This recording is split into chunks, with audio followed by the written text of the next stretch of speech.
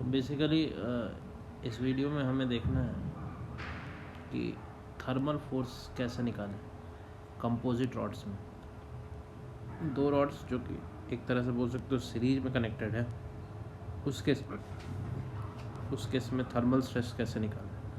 तो Young's modulus Y1 दिया हुआ है, एरिया A1 L1 फर्स्ट वाले रॉड का, ये रॉड नंबर 1 हो गया। सेकंड के लिए भी Y2 A2 L, Y हो गया Young's modulus, area L length. तो इस तरह के क्वेश्चन में हम क्या करते हैं कि अगर हम इसको हीट करें, टेम्परेचर अगर मान लो इसकी टेम्परेचर डिफरेंस डेल्टा थीटा या डेल्टा टी मान लेते हैं कि डेल्टा टी इस टेम्परेचर इंक्रीज़ कर दिया गया, थर्मल स्ट्रेस तो तभी आएगा जब डेफिनेटली टेम्परेचर इंक्रीज़ हो। अब उस केस में ये होगा कि ये रॉड थोड़ी एक्सपेंड करेगी और ये भी रॉड, दोनों रॉड एक्सपेंड करेगी, कुछ ऐसा एक्सपेंशन हो जाएगा इसका ऐसा। और ये रॉड भी अगर फ्री होती तो मैं बता रहा हूँ, अगर ये फ्री होती तो ये भी एक्सपेंड कर जाती। तो यहाँ से देखो, अगर यहाँ पे से हम देखें तो डेफिनेटली ये दोनों एक्सपेंड किए, इसका एक्सपेंशन DL1 मान लेते हैं, इसका एक्सपेंशन हुआ DL2, टोटल एक्सपेंशन जो हो गया DL1 प्लस DL2। अच्छा, ये तो फ्री होते तब होता, लेकिन एक्चुअल में दो फिक्स्ड वॉल्स होने के कारण एक्चुअल फिगर तो यही है। इसी कारण हम क्या बोलेंगे, ये स्ट्रेस में है, यानी जो चेंज इन लेंथ हो गया वो इसमें क्या हो गया, delta L1 plus delta L2, यानी ये इनिशियल ये फाइनल हो गया। एक तरह से इसको कंप्रेस करके इनिशियल ये इसको कंप्रेस करके फाइनली ऐसा बनाएंगे, ऐसा हम इमेजिन कर सकते हैं। अब हम इस पे बाद जो थर्मल एक्सपेंशन है वो मैकेनिकल कॉन्ट्रैक्शन के बराबर होगा। इस सारे क्वेश्चन में जो इतना थर्मल एक्सपेंशन हुआ, थर्मल एक्सपेंशन किसके कारण हुआ है, हीट देने के कारण टेम्परेचर चेंज हुई, इसलिए थर्मल एक्सपेंशन हुआ है। यही थर्मल एक्सपेंशन हो गया, ऐसे हो गया। वही मैकेनिकल कॉन्ट्रैक्शन हुआ, मैकेनिकल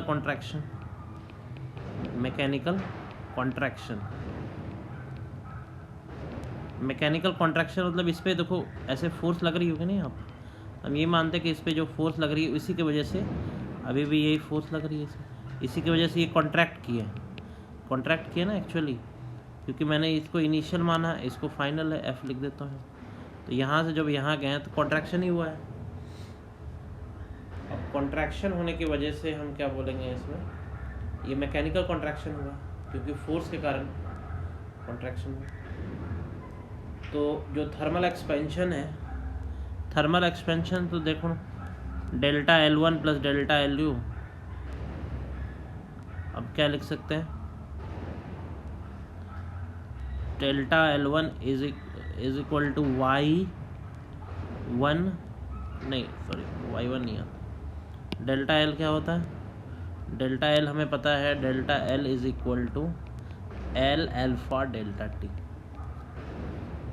सिंपली। तो यहाँ पे क्या हो जाएगा, डेल्टा L1 दो एक्सपेंशन हुआ है तो दोनों को ऐड कर देंगे हम, तो L1 alpha 1 T plus L2 alpha 2 delta T। और ये जो मैकेनिकल कॉन्ट्रैक्शन आया है ये हम बोल सकते हैं फोर्स हम कैसे निकालेंगे, देखो फोर्स हम निकालते हैं, स्ट्रेस अपॉन स्ट्रेन क्या हो जाता है, या ऐसे ना करके हम, हाँ सही, स्ट्रेस अपॉन स्ट्रेन जो है, stress upon strain which is nothing but gamma Y Young's modulus. तो स्ट्रेस होता है force upon area, gamma into strain कितना हो जाएगा, डेल्टा L अपॉन L। ठीक है, तो यहाँ से अगर डेल्टा L निकालें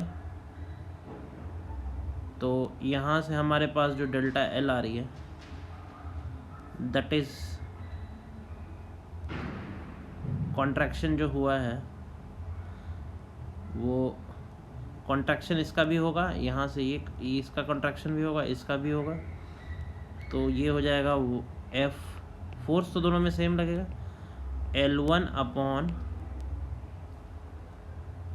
A1 into Y1 plus FL2 upon A2 into Y2। यहीं से हमने डेल्टा एल की वैल्यू निकाली है।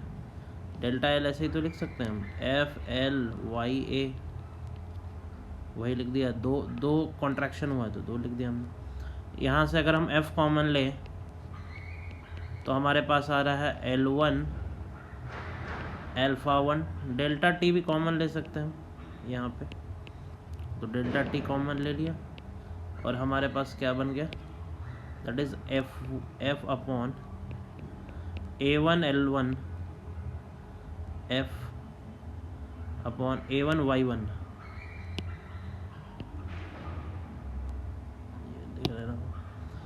F जो है फोर्स, ये बन गया L1 upon A1 Y1 plus L2 upon A2 Y2। यही आया। F कॉमन ले लिए यहाँ से और बाकी को डिनोमिनेटर में लेके गए, दोनों में F आ रहा है ना, तो ये फाइनली रिजल्ट आ गया हमारे पास। अच्छा, ज़्यादातर केसेस में, most of the cases, even 99% of cases में एरिया हमें दिया रहता है, एरिया इज़ कांस्टेंट। एरिया जो है A1 और A2 का बराबर होता है। तो रॉड किस तरह से बन गया होता है, ये 2 कंपोजिट रॉड ऐसा दिखेंगे। ये पहला कंपोजिट रॉड हो गया, ये दूसरा कंपोजिट रॉड हो गया, और इस केस में यहाँ पे L1 और A1 दिया रहता। A1 तो सेम ही है, A1 A2, तो उसको लिखने की ज़रूरत नहीं है। α1 भी दिया रहता है। अच्छा, इस क्वेश्चन में मैंने अल्फ़ा भूल गया हूँ लिखना, अल्फ़ा भी लिख लो, अल्फ़ा और ये α2, क्योंकि 4 चीज़ देना पड़ेगा इसमें। अल्फ़ा Y1 होगा, 3 चीज़ की जरूरत है। एरिया कैंसिल हो जाएगा, एरिया तो दोनों का सेम है, तो एरिया ए ले लेते हैं, कैंसिल नहीं होगा, दोनों का एरिया सेम है। तो L2 α2 Y2। तो अगर अब यही चीज़ इसमें में रख दे एरिया, तो कॉमन आ जाएगा एरिया, तो एरिया कॉमन आ जाएगा, एरिया ऊपर मल्टीप्लाई हो जाएगा फिर। तो फोर्स क्या आ जाएगा यहाँ से, A into L1 α1 plus L2 α2 upon L1 A1 plus L2 A2 into delta T, temperature difference. और फोर्स अपॉन एरिया करें, ये Y1 की जगह A1 लिख दिया मैंने, थोड़ा चेंज करना पड़ेगा इसमें, Y1 Y2। तो ये हो गया फोर्स। अच्छा, फोर्स अपॉन एरिया लिख देंगे तो स्ट्रेस आ जाएगा, स्ट्रेस भी निकाल सकते हैं हम। अच्छा, इसका मेथड 2 भी है, एक और मेथड है इसको सॉल्व करने का, मेथड 2। मेथड 2 देखते हैं। जब कंपोजिट रॉड रहे तुम्हारे पास और दोनों का area of cross section, generally question में area of cross section same ही रहता है, तो हम same area of cross section का 2 कंपोजिट रॉड ले लेते हैं। अब इसके बारे में भी दिया हुआ है, लेंथ L1 है, एरिया ऑफ क्रॉस सेक्शन लिखने की ज़रूरत नहीं है, कोफिशिएंट α1 है, और इसके पास जो यंग्स मॉडुलस है वो Y1 है। ये क्या हो गया, L2 α2 Y2, ये 2 चीज़ दी हुई है इसमें। अब हमें निकालना है इसमें फोर्स कितना लग रहा होगा, मेथड 2, सेकेंड मेथड से।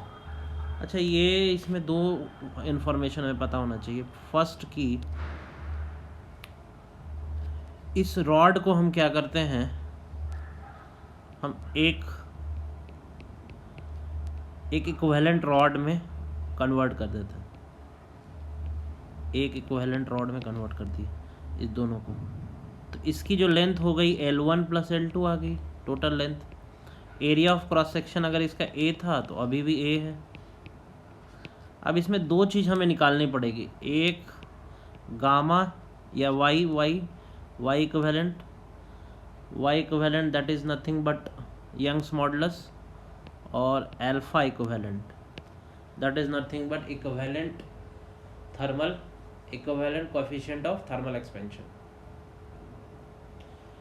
तो ये 2 चीज़ हमें निकालनी पड़ेगी। अगर ये दो चीज़ निकाल दिए तो हमारा आंसर आ जाएगा, क्योंकि हमें पता है फोर्स इस केस में आता है वाई इक्विवेलेंट लिख दो, अल्फा इक्विवेलेंट ए, एरिया सेम है तो इक्विवेलेंट कुछ निकालने की ज़रूरत नहीं, इंटू डेल्टा टी, ये आ जाएगा सिंपली। अब वाई इक्विवेलेंट हम कैसे निकालें? ये पहले भी बताया जा चुका है कि हम रॉड को स्प्रिंग मान सकते हैं। रॉड को क्या मान सकते हैं हम? स्प्रिंग। वाई निकाल रहा हूँ मैं, वाई निकालने के लिए रॉड को स्प्रिंग मान लिए, और जो K1 आ गया वो हम क्या लिखेंगे? y1 a upon L1। K2 क्या लिखेंगे इसमें? y2 a upon L2 rod. और जब भी सीरीज में है तो हम रेजिस्टेंस वाला फार्मूला के उल्टा लगाते हैं, यानी पैरेलल वाला फार्मूला लगा देते हैं। तो यहाँ से हमें K की वैल्यू, K इक्विवेलेंट को हम क्या लिख सकते हैं? Y इक्विवेलेंट, एरिया तो सेम है, लेंथ हम लिखेंगे L1 प्लस L2। अब जो नेट लेंथ इसकी जो आ गई वो आ गई L1 प्लस L2, और इसमें भी ऐसे ही आ गया ये L1 Y1 A plus L2 Y2, ये कैंसिल हो गया। ठीक है, तो 1 अब Y इक्विवेलेंट की वैल्यू यहाँ से आई, y equivalent is equal to 1 upon y equivalent is equal to L1 y1 plus L2 y2 upon L1 plus, ये हो गई y इक्विवेलेंट की वैल्यू।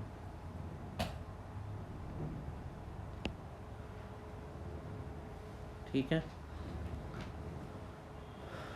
और 1 अपॉन y इक्विवेलेंट, और अल्फ़ा कैसे इक्विवेलेंट निकालेंगे? अल्फ़ा इक्विवेलेंट जैसे ये रॉड, जो नया रॉड हमने ऐसे माना है, इस वाले रॉड के लिए देखो जो लेंथ हम लिखेंगे, चेंज इन लेंथ जो है delta L1 plus delta L2 is equal to net change in length. अब डेल्टा L1 क्या हो जाएगा? Alpha 1 into L1 into delta T, temperature difference तो देखो तीनों रॉड का सेम ही रहेगा, जो भी रॉड हो, ये जो भी केस हो, सब जगह टेम्परेचर डिफरेंस सेम आएगा।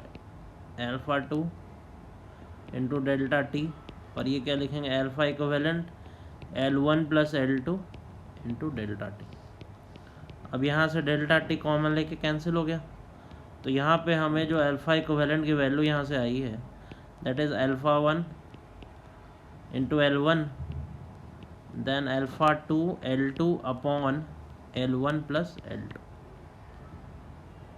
ठीक है, तो अब इसको हम इस फार्मूले में पुट कर देंगे, इसको और इसको इस फार्मूले में पुट करने जा रहे हैं, इस वाले फार्मूले में। तो हमारे पास जो फोर्स आया, देखो मैं फिर से लिख दे रहा हूँ पहले सारी चीज़ें यहाँ पे।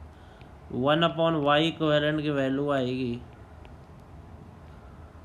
L1 y1 plus L2 y2 upon L1 plus L2। तो यहाँ से y इक्विवेलेंट की वैल्यू कितनी आ गई?